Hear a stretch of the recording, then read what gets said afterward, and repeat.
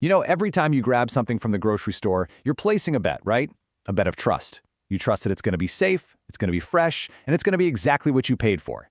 But have you ever stopped to think about what it really takes to guarantee that trust every single time? Well, today, we're pulling back the curtain on the hidden system that protects your food. All right, so before we dive into the nitty-gritty, let's just start with a simple question. What does high-quality food even mean to you? Seriously, take a second. What comes to mind? Is it the taste? The way it looks? Well, whatever you just thought of, you're probably spot on. See, for a food manufacturer, quality isn't some vague concept. It's a checklist of very precise targets. We're talking about a rich, characteristic taste, a uniform and pleasant texture, a fresh smell, and a perfect appearance. But then you get to the big ones: absolute safety and, this is crucial, consistency. The goal is to make sure you get that same perfect experience every single time. But that begs the real question, right? How on earth is that level of perfection guaranteed on a massive industrial scale? Well, I can tell you it is not by accident. It's the result of this incredible system, a constant tug-of-war between threats and defenses. So let's dive in and start with the very first threat. Okay, so threat number one, and this one might surprise you, is people.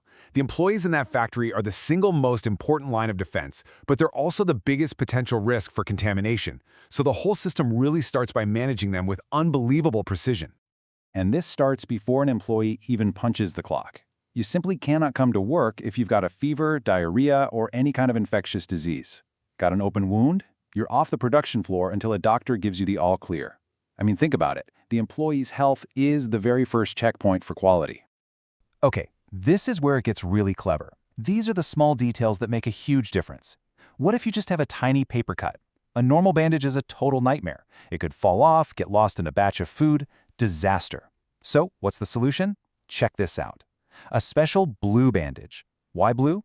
Because almost no food is naturally that color, so it stands out immediately. And for an extra layer of protection, it's got a metal strip in it, so metal detectors can catch it. Simple, but absolutely genius.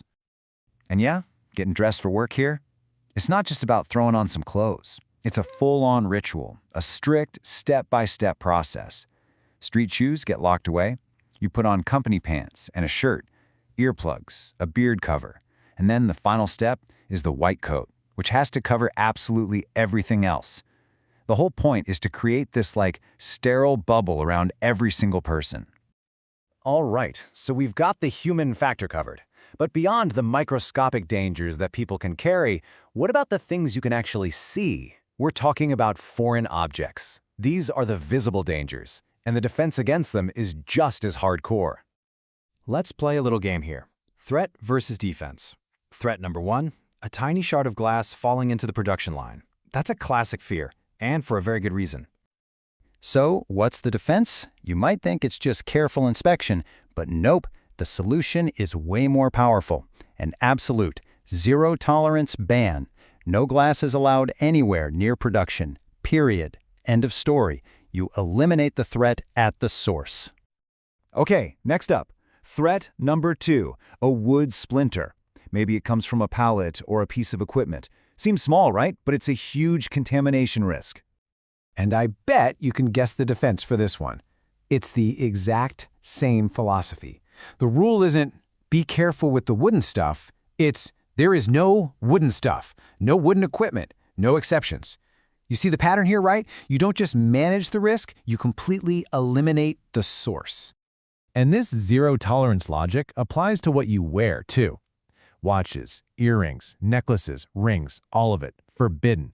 Because anything can fall, break, and contaminate the food. The attention to detail is just wild.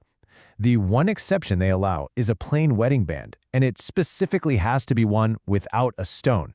Because hey, even that tiny little stone could pop out. Of course, it's not just about human threats. You've got pests, right? And this is a great example of their layered approach. It's not a one-size-fits-all solution. It's a targeted defense system. They've got specific traps for rodents, these special purple-colored lamps for flying insects, and maybe the most important rule of all for any animal: just keep the doors sealed shut. Okay, so we've tackled people and we've tackled objects. What's left? Well, the third major threat is the entire environment itself. The very air you breathe in the factory, the surfaces, the waste systems, all of it has to be controlled. And one of the absolute biggest environmental risks is something called allergens. Now, an allergen is just anything that can cause an allergic reaction. And for someone with a severe allergy, even a tiny trace of something getting into the wrong product can be a huge deal, even life-threatening. So this is a massive priority. So how do you stop that? Simple. You just ban the biggest offenders from the production halls altogether. Things like eggs, nuts, soy, fish, they aren't allowed in. And this even applies to an employee's lunch in their locker if there's any chance of cross-contamination with their work clothes. The separation has to be absolute. And you know, controlling the environment always comes back to managing how people interact with it.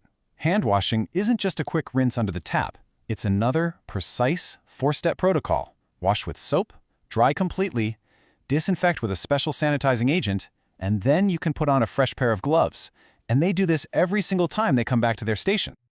And believe it or not, this obsession with control even applies to the trash.